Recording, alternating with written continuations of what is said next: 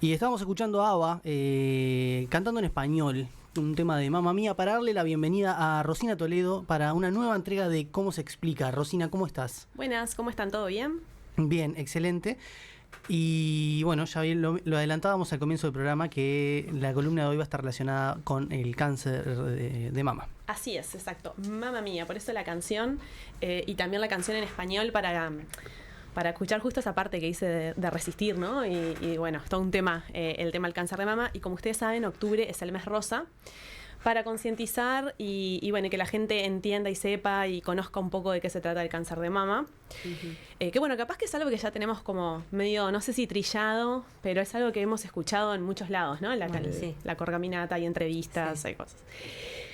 Pero me surgía la pregunta, cuando justo estaba viendo de este tema, digo, bueno, ¿qué es verdaderamente el cáncer, no? ¿Qué sabemos de qué es el cáncer? ¿Ustedes tienen alguna idea en particular de qué es el cáncer? En general, ¿no? Yo no me atrevo mucho a... Es algo que se forma en el cuerpo, muchas veces no se sabe muy bien por qué, que ataca al organismo en diferentes partes y por lo general suelen ser células muy agresivas. Como una anomalía, ¿no? Sí. Todo, sí, sí a todo. Estudiamos, Juli. No, la palabra, pero sí. Si les digo cáncer y les digo tumor, relacionan, sí, ¿no? O sea, es como son dos palabras que están relacionadas.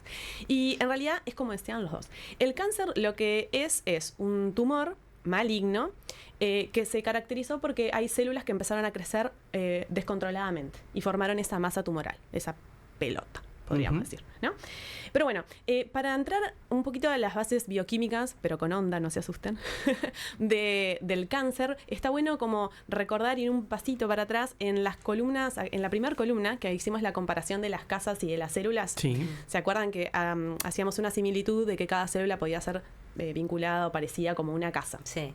Bueno, imaginemos que estamos en un padrón, en un espacio, y vamos a construir una casa y la familia se agranda, entonces tengo que construir otra casa porque no entramos todos en la misma, ¿no? Bien. Entonces voy a hacer otra casa en el mismo padrón porque estamos cerquitas, somos familia. La casita del fondo. La casita del fondo. Construir en lo de los suegros. Exacto. Sí, tal cual. Bueno, y después la familia se agranda de nuevo, entonces construimos, no sé, arriba, ¿no? Y así. Pero obviamente vamos a tener un espacio limitado, porque es el espacio del terreno en el que tenemos, y también los recursos que tenemos, ¿no? Y eso es lo que pasa generalmente con las células. Las células se van a dividir dependiendo de dónde estén y dependiendo de los recursos que tengan, cuánto más se puedan dividir. Pero llega un momento que hay tanta gente que van a decir, bueno, la célula va a decir, bueno, yo hace mucho tiempo que ya estoy acá, voy a programar mi muerte para dar espacio a las nuevas generaciones. Entonces nos vamos recambiando, nuestras células se van recambiando. No tenemos, en algunos tejidos, ¿no? No tenemos las mismas células que cuando nacimos porque hemos tenido este recambio que ha permitido el crecimiento y después que se mantenga también y no envejezcamos tanto en un punto, ¿no? Entonces las células van a tener programada su muerte. Van a poder decir, bueno, yo hasta acá llego, doy espacio a otras células. Porque, ¿qué pasa? Es como...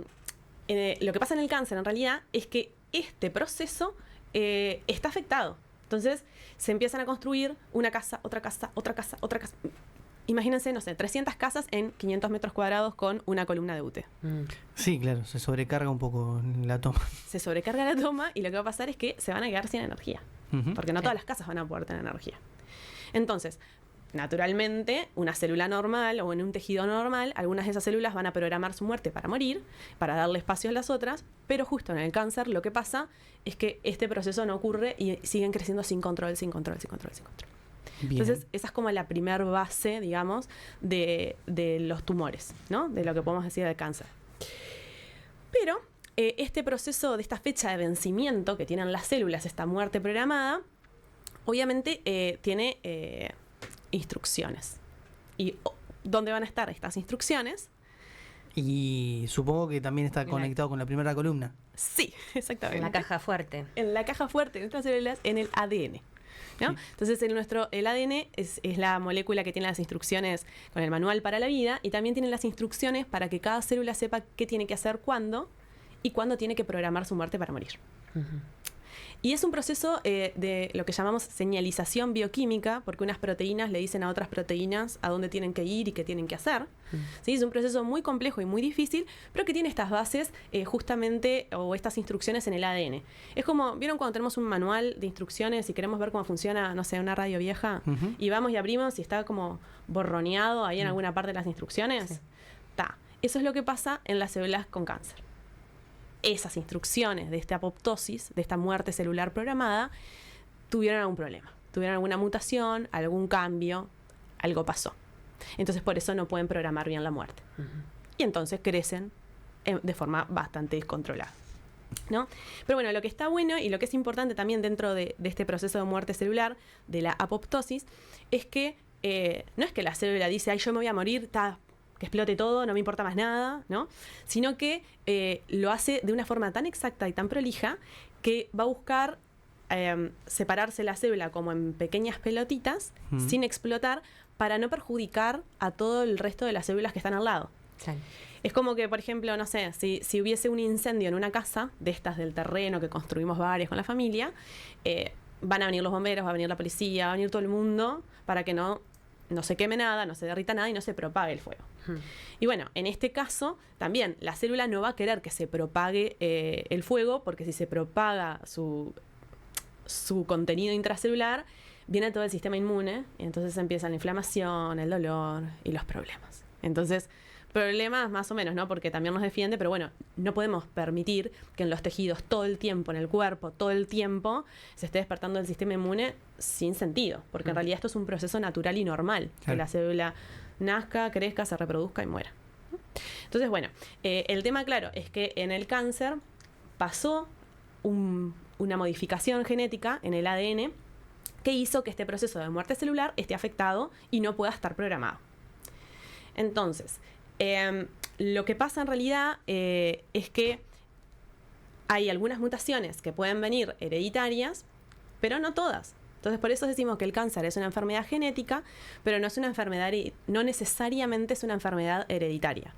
¿Por qué? Porque hubieron mutaciones en el ADN, hubieron cambios que pueden ser, sí, que yo los heredé de mis papás, o bueno, o potencialmente mis hijos lo puedan heredar, pero también pueden ser mutaciones espontáneas que ocurren, ya sea por el efecto del medio ambiente en el que vivimos.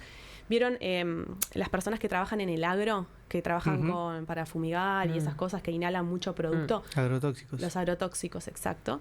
Esos pueden generar también cáncer, ¿no? A esa persona, justamente porque estuvo expuesta en el medio ambiente, y ese medio ambiente en el que estuvo expuesto generó modificaciones en su ADN que termina afectando a las células, haciendo que sean cancerígenas. Pero eso fue una mutación puntual que le pasó a esta persona X por estar expuesto en el medio ambiente nocivo. Pero por otro lado, nosotros, sin estar expuestos a ambientes nocivos, podríamos potencialmente generar cáncer, porque si alguna célula mía, cuando se duplicó, ese ADN se copió mal y se juntaron muchas mutaciones distintas, entonces se acumularon, y ahí también genera que se pueda despertar este tumor maligno en mí. Bien, fumar también, ¿no? O sea, los productos cancerígenos, lo que tienen cuestiones cancerígenas. Es más, de hecho me hizo acordar a una cosa que había leído hace mucho tiempo, que cuando uno fuma un cigarro, pasa 10 años hasta que la célula se elimine todas las toxinas de ese último cigarro. Pero bien, tumores. Hay malignos, que son los que generan el cáncer, pero también hay otro tipo de tumores, ¿no? Sí, están los tumores benignos. Entonces, ¿cuál es la diferencia? ¿No? Porque a veces está bueno marcar que hay una diferencia, porque a veces vamos al médico, me encontraron un bulto. El bulto no necesariamente es maligno, como vos estabas diciendo, también puede ser benigno. Entonces, el benigno es bueno hasta que se demuestre lo contrario, ¿no? O sea, que por ahora son células que fueron creciendo más con una mayor tasa de crecimiento, o sea, que crecieron más rápido o más de lo que deberían, entonces se acumularon y formaron ese bulto. Pero hasta ahora son buenas, digamos, entre comillas, ¿no? O sea, no generan malignidad. El tema es que cuando estas células van creciendo y se va formando esta masa del tumor benigno, se fueron multiplicando cada vez más, y también pueden haber esas mutaciones en el ADN que vayan cambiando, vayan siendo varias mutaciones y terminan transformando esa célula benigna en una célula maligna. ¿En qué se diferencia? Además de su perfil genético y ciertas características que va a tener la célula cancerígena, pero a grandes rasgos, en que esta célula cancerígena es capaz de invadir es capaz de invadir órganos o otros tejidos. Y en cambio la del benigno no. Un tumor benigno se va a quedar ahí, y en cambio el tumor maligno tiene la capacidad de poder hacer carpa, ¿no? Y acampar en otros tejidos y en otros órganos. Que eso también es lo que lo hace peligroso. Que es lo que se llama metástasis, ¿puede ser? Sí, exacto. Es lo que se llama metástasis, que ahora les voy a contar un poquito más sobre eso. Porque en realidad, cuando empiezan a crecer las células con este comportamiento anormal que no esperamos, se empiezan a generar este tumor, al principio benigno, que va creciendo en tamaño y forma y va acaparando distintas partes del tejido y se va creciendo cada vez más. Hasta que llega... va a llegar un momento, esto es como en las casas que decíamos recién en el terreno, ¿no? Entonces empiezan a multiplicar las casas, y hay una columna de UTE. Entonces, claro, ¿qué va a pasar? Las casas, capaz que las casas que estén más cerca o que consuman menos, pueden agarrarse de la electricidad, pero van a haber algunas que no. Entonces, en el tumor pasa lo mismo. Van a haber algunas del centro del tumor a los cuales no le están llegando los nutrientes de la sangre. ¿Se acuerdan que la vez pasada habíamos charlado de los vasos sanguíneos y cómo llegaban a todas las células y a todos los tejidos? Entonces, claro, esta masa tumoral creció un montón y las células que no les están llegando la sangre con los nutrientes y con el oxígeno van a empezar a morir. Y al tumor no le sirve, no quiere que pase esto. Entonces, vivo, ¿qué dice? Me traigo otra columna de UTE, ¿no? Lo que en realidad sería crear vasos sanguíneos. Este proceso se llama angiogénesis. Entonces es cuando el tumor ya ha crecido, ya está grande, es un tumor maligno que está creciendo y está generando vasos sanguíneos para alimentarse. Se cuelga la UTE. Se cuelga la UTE, total. Es un colgado, literalmente. Porque por eso nos roba los nutrientes y el oxígeno y todo lo que va en la sangre, que debería ir a nuestros otros órganos para mantenernos vivos y bien, se lo roba para crecer. Entonces va creciendo cada vez más. Y se independizó, porque ahora no necesita de los otros vasos sanguíneos naturales que tenemos, sino que creó estos propios para ir creciendo. Y llega un momento que crecen tanto, y bueno, estas células hijas de este tumor, alguna va a decir, ay, bueno, me quiero pegar un viajecito por el cuerpo, a ver a dónde voy, ¿no?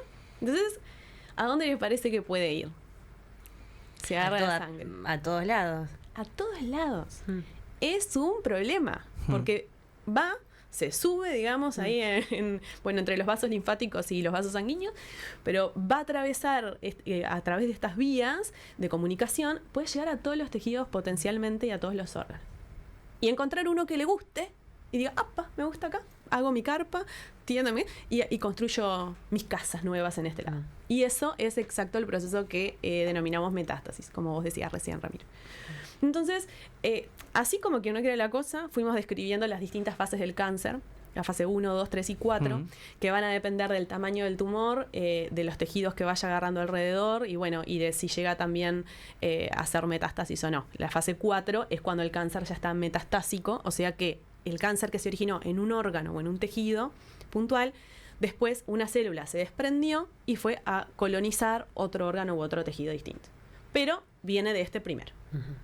¿No? Eso es lo que llamamos la metástasis.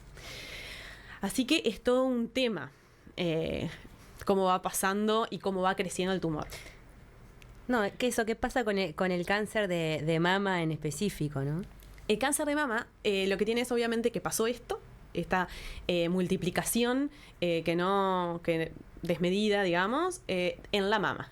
Y ojo que no solamente está en mujeres, que este dato yo lo aprendí de bastante más grande trabajando en esto, que también el cáncer de mama ocurre en los hombres, que no sé si es un dato que tenían, pero obviamente en una de cada 8 mujeres y en uno de cada 1000 hombres. Claro.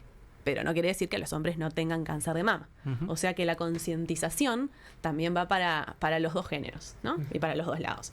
Pero bueno, en el cáncer de mama lo que pasa es que empieza a crecer esta masa, este bulto, en la mama. Y obviamente va a sufrir estas mismas fases en la medida que crezca y que no sea detectado y tratado a tiempo. Estas mismas fases que comentábamos recién, que aplican a todo tipo de cáncer, en realidad. Pero lo que está bueno del cáncer de mama es la capacidad que nosotros tenemos de los métodos diagnósticos, digamos, para poder detectarlo a tiempo. Porque lo importante es detectar a tiempo el cáncer.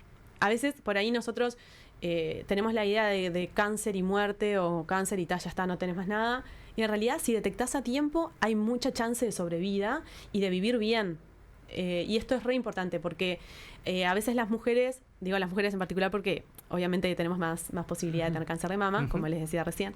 Pero bueno, también los hombres se aplican, ¿no? Pero a veces tenemos miedo de hacernos esos exámenes, de hacer la mamografía, porque, ay, no, mirá si me sale un bulto, o, ay, sí, yo me sentí algo raro, pero no sé, Es re importante conocer las mamas en la etapa del ciclo menstrual en el que estamos y en la etapa de la vida. Entonces un autoexamen mensual está bueno. Y también acudir a las mamografías y a las ecografías mamarias cada ciertos años, depende de lo que les diga el médico según el caso de cada una. Pero es re importante porque ahí sí vamos a poder tener tratamientos que sean más prósperos y que tengamos mejores resultados, ¿no? Así que bueno. Pero bueno, volviendo un poco al cáncer de mama en particular, que vos preguntabas recién, ¿se acuerdan cuando hablamos en la primera columna de que habían proteínas en las membranas, que era como las balconeras de las casas?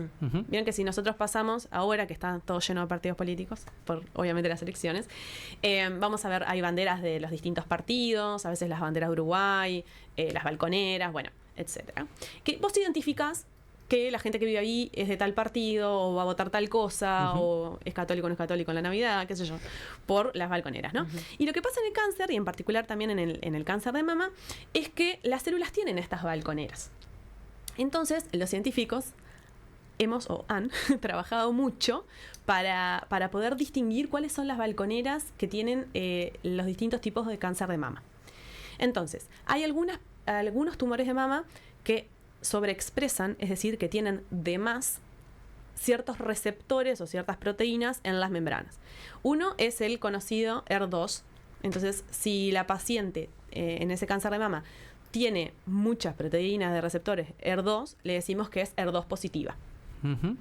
Después, por otro lado, están las pacientes que tienen muchas proteínas que son los receptores de hormonas en la célula, en la membrana de la célula cancerígena, que son los receptores de hormona, le llamamos positivos, que puede ser de estrógenos y de progesterona. Y después, por otro lado, bueno, puede ser que la paciente sea ER2 positivo, receptor de hormona positivo, o triple negativo, que no tiene ni ER2, ni receptor de hormona de estrógeno positivo, ni receptor de progesterona positivo. Entonces, en realidad, más o menos los dividimos en esos grupos. Y según esos grupos, según el tratamiento que se le pueda dar a la paciente. La mayoría de los casos son, casi el 70% aproximadamente, son receptor de hormona positivo. Y esto está re bueno por el tipo de tratamiento y también porque no es tan agresivo como los otros dos casos. El caso de ER2 positivo es muy agresivo y el caso del triple negativo también. Así que en realidad también a veces uno tiene miedo y no quiere saber, pero sabiendo, de nuevo, tenemos opciones. Claro. Saber nos da opciones. Así que eso está muy bueno. Y bueno, después por otro lado, lo que estaba bueno conversar es el tema de los tratamientos que se usan para el cáncer de mama, en particular. ¿Ustedes tienen alguna idea de algún tratamiento que se use, conocido? Quimioterapia, radioterapia y en muchos casos cirugías. Sí, eso es lo que sé. Sí, tal cual. Esas son las cosas más comunes, ¿no?, que escuchamos. Y es que en realidad es así. La cirugía se usa casi siempre, te diría, que lo que hacen es extirpar el tumor. Sacan el tumor y ya está. Pero no es el único tratamiento, obviamente.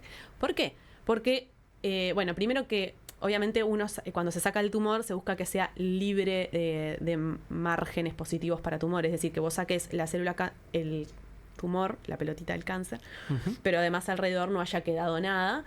Pero las células son nanométricas, entonces son muy chiquitas. Entonces, potencialmente puede quedar algo ahí. Entonces, por eso hacemos más tratamientos y no solamente la cirugía. No es algo que se resuelve solo con la cirugía y chao. Claro.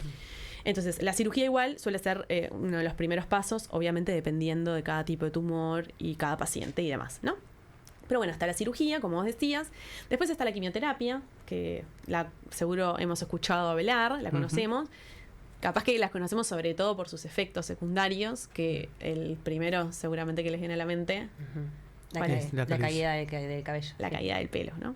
Que eso por ahí es fuerte de ver porque evidencia capaz todo lo que no vemos, porque a veces podemos ver que una persona está caminando por la calle, parecería que no tiene nada y está atravesando un tumor maligno, un cáncer, pero claro, cuando nosotros vemos que se le cae el pelo, estamos visibilizando que tiene el cáncer. Pero que no, o sea, me explico a lo que voy, ¿no? Es como algo muy, como por ahí bastante chocante, digamos, dentro de los efectos secundarios que puede tener la quimio. Pero bueno, lo que busca la quimio es administrar una droga o medicamento, en general y por vía intravenoso, que lo que va a querer hacer es eliminar a las células que se reproducen rápidamente. El cáncer se reproduce re rápido, genial, buenísimo. Pero no son las únicas células que se reproducen rápido. Claro, ¿cómo hacen para, por ejemplo, diferenciar a qué es lo que tiene que atacar? La quimio no diferencia. Bien. Ese es el problema. El gran problema.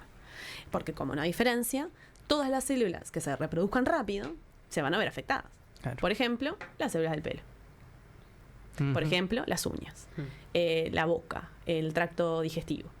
Entonces también va a traer efectos secundarios como las náuseas, los vómitos. También afecta la médula ósea porque se divide rápido, digamos, entonces tenemos bajas defensas. Aftas en la boca también. Y bueno, está ahí lo de la caída del pelo que decíamos recién. Entonces, el problema con la quimioterapia es que está buena, digamos, o sea, es útil, pero afecta a todos. Entonces, por suerte, la ciencia ha ido avanzando y hay tipos de tumores que tienen una terapia más dirigida, que es lo que les voy a contar ahora en un ratito. Después, por otro lado, está la radioterapia, que vos también mencionabas. Que la radioterapia, muchas veces esto no es que se da un tratamiento o el otro, sino que se dan en conjunto. Se hace la cirugía, se puede hacer la cirugía, después la quimio, después la radio, dependiendo el orden. Hay guías internacionales que a través de toda la investigación científica de todo el mundo, se ha visto qué es lo mejor para hacer, en qué momento, en qué paciente, bajo qué situaciones, qué medicamentos o drogas poder combinar para que la quimio sea más efectiva, menos nociva, en fin. Opciones miles y hay guías de tratamiento específicas que ayudan a los oncólogos para poder tomar las decisiones. Pero bueno, lo que tiene la radioterapia es que se impactan por rayos X a ese tumor, ¿no? Es como si fuéramos a hacernos una placa, pero con una radiación tan intensa que pueda matar a las células, ¿no? Entonces, en realidad lo que va a hacer es ese rayo X con una radiación muy, muy alta va a impactar a las células del tumor y va a dañar el ADN. Y cuanto más daño tiene el ADN, llega un momento que la célula dice, me muero, me tengo que morir. Porque dañé tanto, rompí tanto las instrucciones del manual para la vida, que ya no hay instrucciones. Claro, no sabe cómo reproducirse nuevamente. Exacto, y no la puede reparar. Entonces, muere. Y obviamente la radioterapia no es algo que es inmediato, no es que en el momento que te irradian ya se te mueren las células. No, esa radiación va actuando porque obviamente ese ADN se va dañando y es un proceso y por eso tiene distintas sesiones en distintas semanas y no es algo como, no sé, una pastilla que te la tomas todo el tiempo, claro, ¿no? Tiene como esa diferencia. Pero lo bueno que tiene es que, entre comillas, dirigido, porque si es cáncer de seno, de mama, solamente se irradia la mama que tiene el tumor. Entonces, o sea, por lo menos no es tanto como la quimio, que llega a todos lados, no es sistémico. Cuando hablamos de sistémico es porque llega a todo el sistema, a todo el cuerpo, ¿sí? No es sistémico, pero bueno, queda ahí localizado en la zona de la mama, que obviamente está el tumor, que capaz que ya se extirpó porque se sacó con la cirugía, o no, porque a veces la radioterapia se indica antes de la cirugía para reducir el tamaño del tumor y después ahí operar, porque así es un poco más chico, claro, y hay menos riesgos. Así que bueno, eso va a ir dependiendo obviamente, como les decía recién, de las guías de la paciente y obviamente del oncólogo que evalúe la situación. Y bueno, después teníamos el de terapia hormonal, el tratamiento para terapia hormonal, que les comentaba hace un ratito que era el más común, el cáncer de mama, que es el receptor de hormona positivo para estrógenos y para progesterona, y los que se le hace una pastilla cada 5 o 10 años, durante 5 o 10 años. Entonces, este tratamiento es un tratamiento por vía oral que suele acompañar, en general, dependiendo del caso, pero bueno, en general suele acompañar a los otros tratamientos como la quimio o la radio. Y lo que va a buscar es también reforzar la acción que tuvo la quimioterapia y evitar que el cáncer vuelva. Y se ha visto que es muy efectivo y hay distintas opciones, porque algunos también generan distintos efectos secundarios, sobre todo como la artrosis, por ejemplo, o la osteoporosis. Pero está bueno porque se ha visto que significativamente aumenta la sobrevida de la paciente. Entonces, a veces las pacientes pueden estar 10, 15, 20 años sin tener una recurrencia del cáncer o incluso morir sin haber vuelto a tener cáncer. Entonces, eso la verdad que tiene buen pronóstico. Y por otro lado, volviendo un poco a lo que os decía recién, está la inmunoterapia, que es la terapia dirigida. Que esto se aplica sobre todo para las pacientes que son HER2 positivo, que se ha desarrollado un anticuerpo. El anticuerpo es una proteína del sistema inmune. ¿Vieron cuando decimos que generamos defensas por las vacunas? Sí. Bueno, generamos anticuerpos. Bueno, también le generamos linfocitos T, pero generamos anticuerpos que lo que van a hacer es una proteína específica que lo que reconoce en el caso de los virus es el virus ese que me está haciendo, que me enfermó, que me hizo mal. Entonces ese anticuerpo viaja por la sangre y en cuanto me infecte por ese virus, ¡tac!, lo va a agarrar, lo va a neutralizar, digamos, y lo va después a proceder a eliminar.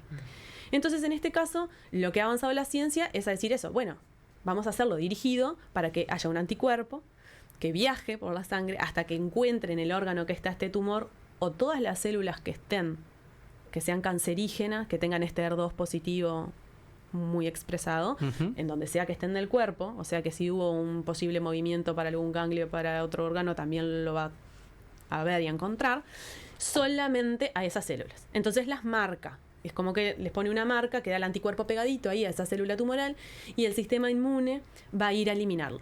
Porque va a reconocer que eso está mal, que eso es malo, y entonces va a venir y lo va a eliminar.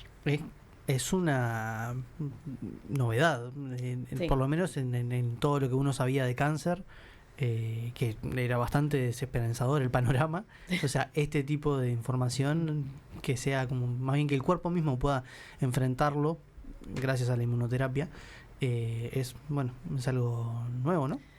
Bueno, nuevo y no tan nuevo. Hace ya bastantes años que está trastuzumab. El medicamento en particular para el HER2 positivo se llama trastuzumab, o el nombre comercial es Herceptin. Hace hace bastantes años que está. El tema es, también a veces el costo, ¿no? Claro. Obviamente lo tenés que pedir al Fondo Nacional de Recursos, que igual lo suelen dar, ¿no? No es que la persona se va a quedar sin tratamiento, pero digo... es por eso, pero también por otro lado, capaz que lo conocemos menos porque este cáncer afecta solo el 15% de las pacientes con cáncer de mama. Claro. Entonces también lo conocemos menos. Pero incluso avanzado más todavía, y esta es la parte que a mí me emociona, porque la ciencia que dijo, bueno, vamos a meterle a este anticuerpo una molécula que sea citotóxica, o sea, que vaya cito de célula tóxica de tóxico, ¿no? Entonces que esa droga mate a la célula que se coma esta molécula. Entonces, si yo tengo un anticuerpo que tiene acá pegada una droga que va a matar a la célula, cuando este anticuerpo vaya a juntarse con la célula del tumor, lo va a internalizar, se va a comer esa droga y se va a morir. Entonces potencia el sistema inmune y además esta droga que le estoy metiendo solo para la célula del tumor. Claro. Maravilloso. Sí. Mira lo que es súper complejo, ¿no? Sí, sí, ese tiene todo. Pero bueno, el tema es que cada tumor es un mundo, también en un punto. Entonces, el cáncer de mama está bastante estudiado, aunque obviamente seguimos investigando y haciendo estudios clínicos sobre el cáncer de mama. Pero bueno, lo que tienen los tumores es que cada tumor es un mundo, de todo, ¿no? Entonces, ¿podría haber una inmunoterapia dirigida para cada tumor? Podría, potencialmente. El tema es que tenemos que encontrar esas balconeras, ¿no? Esas proteínas, esos biomarcadores que le llamamos, esas proteínas específicas de cada tumor para decir, yo solo toco al tumor y no toco a todo el resto del organismo. Claro. Así que bueno, ese es el desafío en el que está la ciencia hoy por hoy. Y bueno, y de nuestra parte, hacernos los controles y los chequeos médicos sin miedo al resultado, ¿no? Digamos, o sea, con la conciencia, con la cabeza de que cuanto más temprano lo encuentre, mejor pronóstico de vida tengo. Así que... Muy importante. A tomar coraje. Muchas gracias, Rosina, por otra entrega de Cómo se explica, y nos reencontramos entonces en 15 días. Así es, en 15 días en las redes también de Uniradio y en YouTube también. Así que bueno, nos vemos por allí y por el dial en 15 días. Gracias.